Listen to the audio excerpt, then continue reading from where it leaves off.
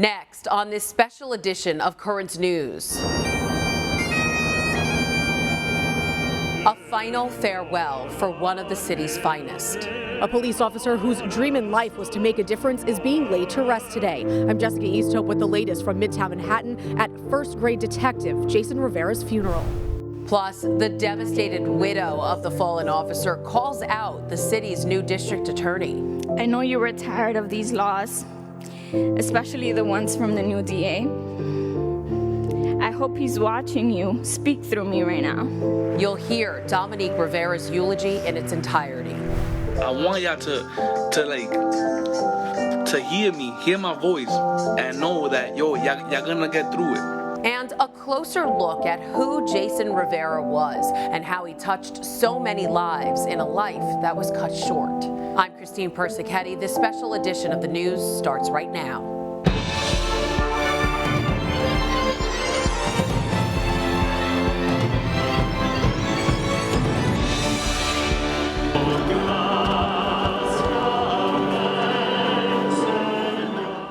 A city weeps and comes together for a final goodbye to a fallen NYPD officer gunned down in the line of duty.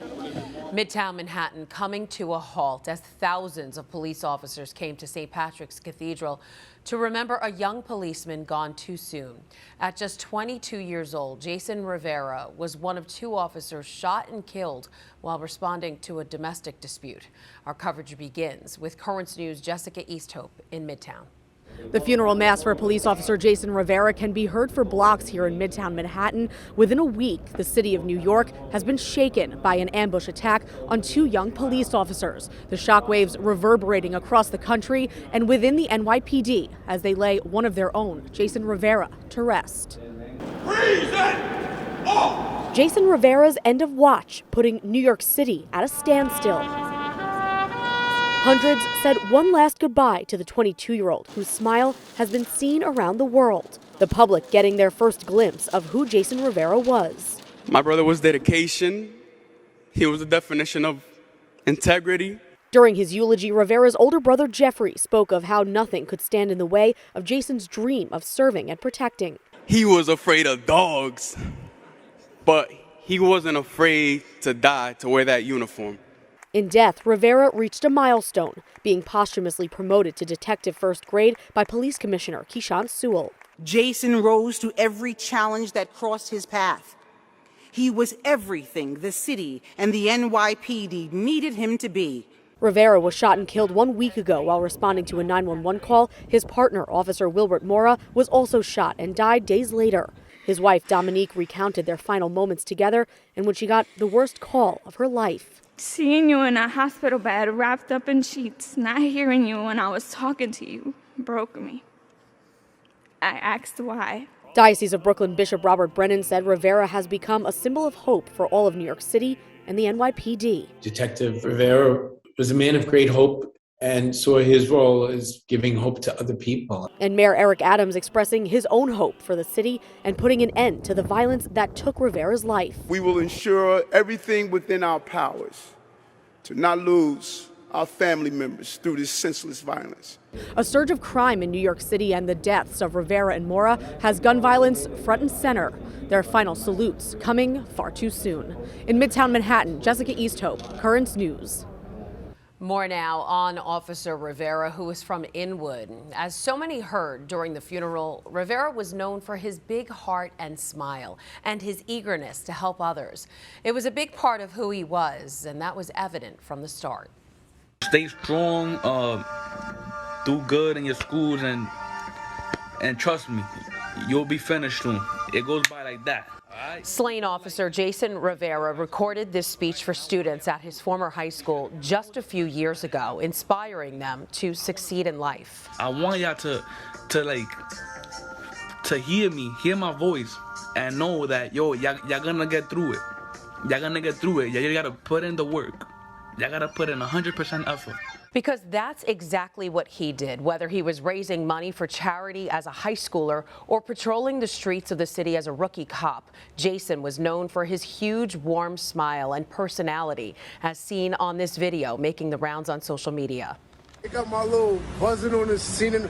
My son holding the hood there right now. Yeah, that, My son looking good in the uniform, too. In a letter to the police academy titled "Why I Became a Police Officer," Jason wrote that he was inspired to be a cop to improve relations between the community and the police. He said, "I know that something as small as helping a tourist with directions or helping a couple resolve an issue will put a smile on someone's face."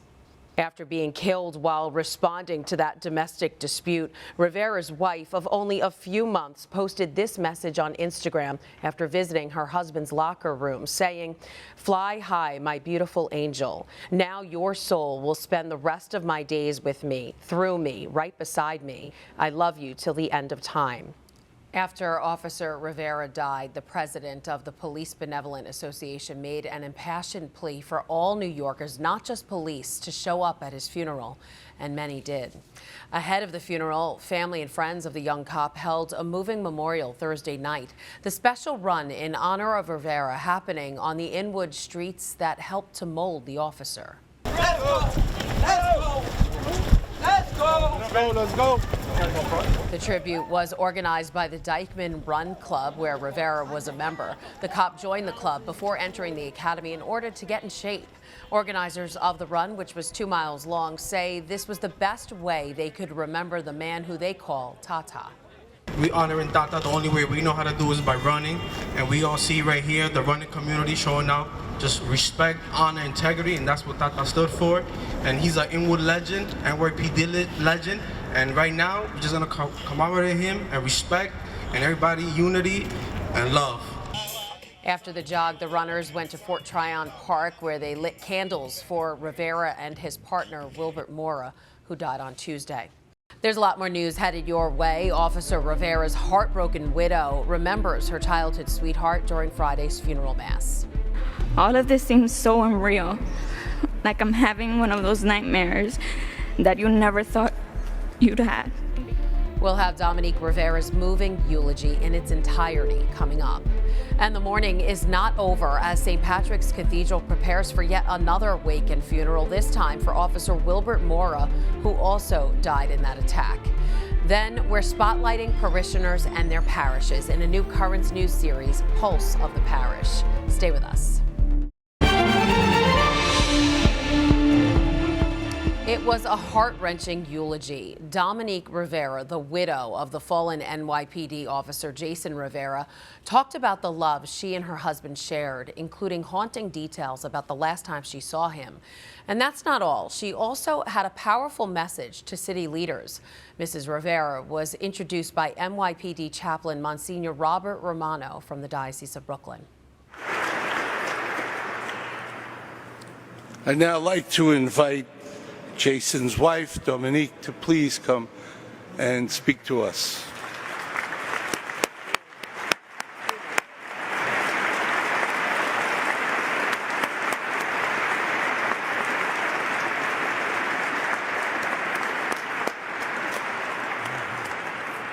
You okay? Try your best.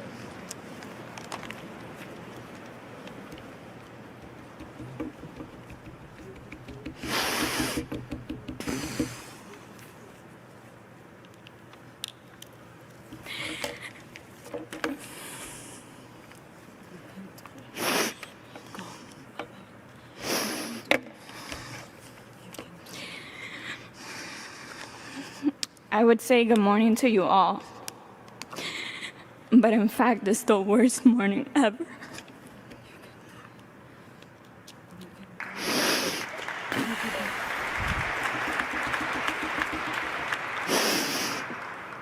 I can't believe I'm standing in front of thousands of people in the cathedral we plan to visit later this year. All of this seems so unreal, like I'm having one of those nightmares that you never thought you'd had. Friday morning, we were together eating breakfast and drinking some Starbucks. Eating was probably our favorite hobby. Maybe that's why we gained those extra pounds. Friday morning began just like every other morning before work. You were always my big spoon, watching Netflix, YouTube law enforcement shorts, read me your emails, and wait for your mom to come home. You packed your book bag because we had to leave before 2, and really, before 2 sharp, because of your ICO sergeant. You would drive me home and say goodbye with 3 kisses all the time, and texted me when you were 84. That was our routine. At around 15:15, I received a BRB roll call text.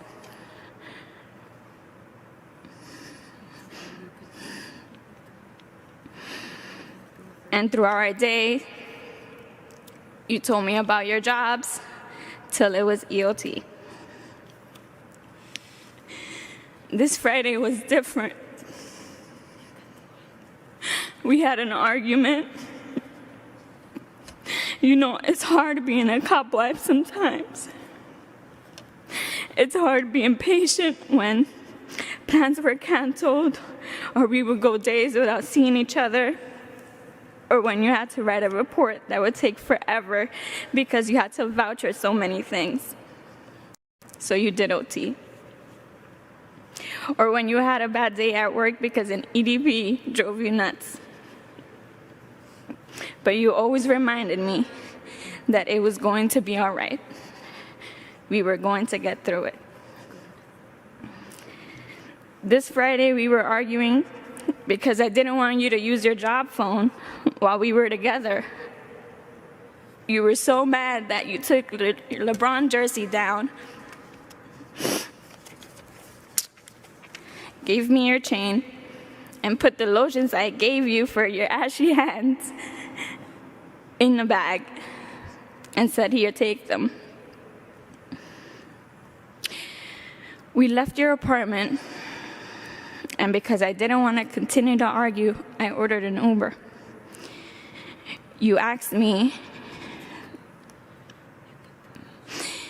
if you are sure that you don't want me to take you home, it might be the last ride I give you.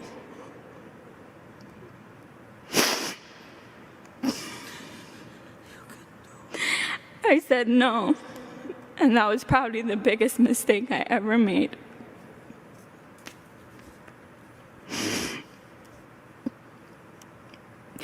Later that day, I received the call I wish none of you that are sitting here with me will ever receive. I had gotten a notification from the Citizen app, which was my central, and I saw that 2 police officers were shot in Harlem. My heart dropped. I immediately texted you and asked you, "Are you okay? Please tell me you're okay.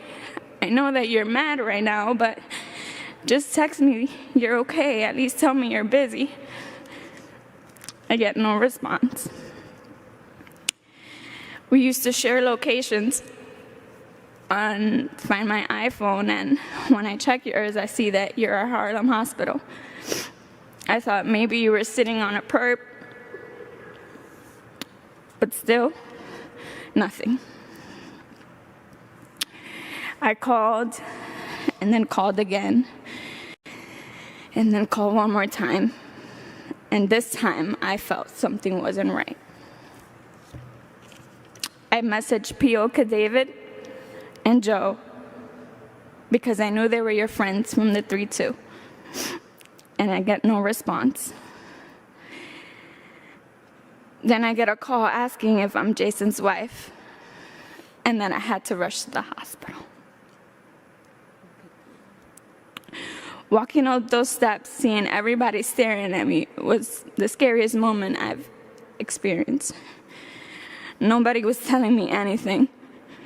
Thousands of people were surrounding me, and yet I felt alone. I couldn't believe you left me.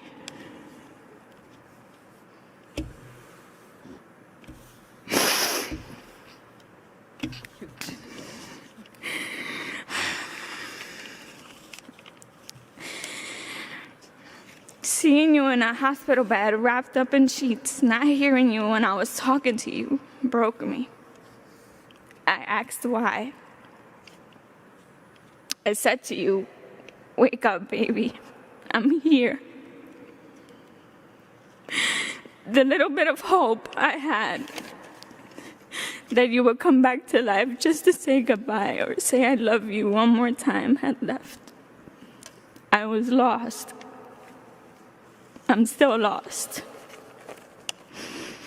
Today I'm still in this nightmare that I wish I never had, full of rage and anger, hurt and sad, torn. Although I gained thousands of blue brothers and sisters, I'm the loneliest without you. I know you're looking at me and beside me telling me I could do this, and I'm trying. Trust me, I am. But I didn't prepare for this. None of us did. Jason and I met in elementary school, Amistad, all the way up to 8th grade. We had the time of our lives. He was part of the cool kids crew. There was never a dull moment with him around. He was the class clown, got me in trouble a couple of times, had our teachers sit us away from each other because we couldn't focus. And we never thought that our innocent childhood love would lead us to marriage. Even when we said I do, we couldn't believe we said it. October 9th was the happiest day of our lives. I know I drove you crazy saying I love you so many times that you would stop replying I love you more. But you made me feel alive. You make me feel alive.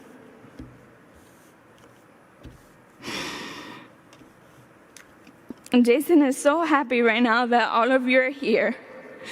Through pain and sorrow, this is exactly how he would have wanted to be remembered.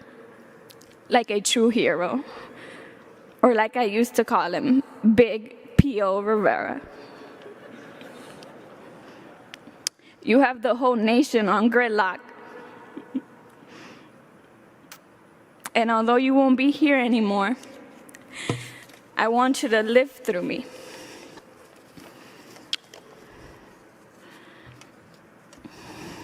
The system continues to fail us. We are not safe anymore. Not even the members of the service. I know you were tired of these laws, especially the ones from the new DA. I hope he's watching you speak through me right now.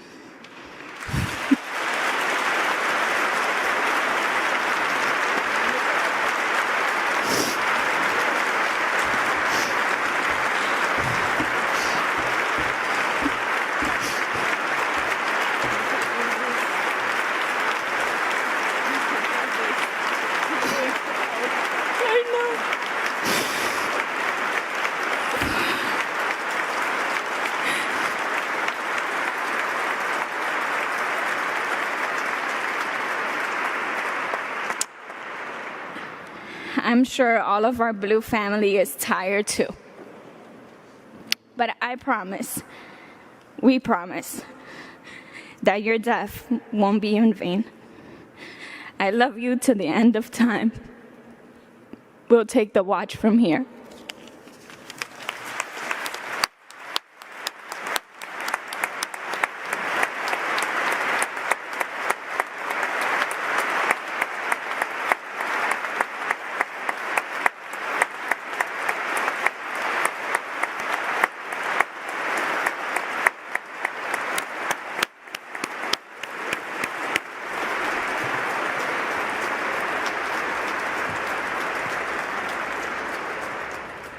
As you saw, Dominique Rivera received a standing ovation for her remarks. The fallen hero was then laid to rest at Ferncliff Cemetery in Hartsdale, New York, in a private ceremony.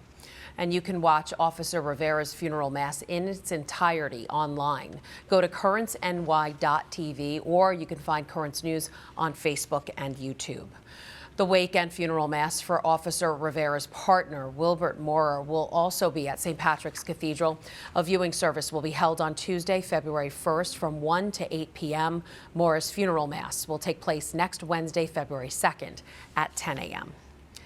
Still to come on Currents News, the heartwarming story of a mother-daughter team at the heart of their parish, St. Matthias. They're helping nourish their community with faith and good food in our new Currents News series, Pulse of the Parish. St. Matthias Church in Ridgewood was completed in 1926 and is listed on the National Register of Historic Places. Much of the Italian Renaissance revival-style adornments didn't come from Italy, but from Germany. I met with the pastor there, Auxiliary Bishop Neil Tiedemann. He talked about the parish's unique story. St. Matthias Parish is a very interesting parish. It has a long history. Originally, most of the members were of German descent. Mass was celebrated in German. At the present time, we have a large Polish-speaking population. We also have a large Spanish-speaking population. We come from at least 14 different countries in Latin America. And then we have a sizable amount of people who have been parishioners their whole lives. While the building is beautiful and historic, it's the parishioners who make up the heart of the church. Two of those parishioners are a mother and daughter team who are putting their faith in action by making sure that no one in their community goes hungry. This is their story in my new Currents News series, Pulse of the Parish.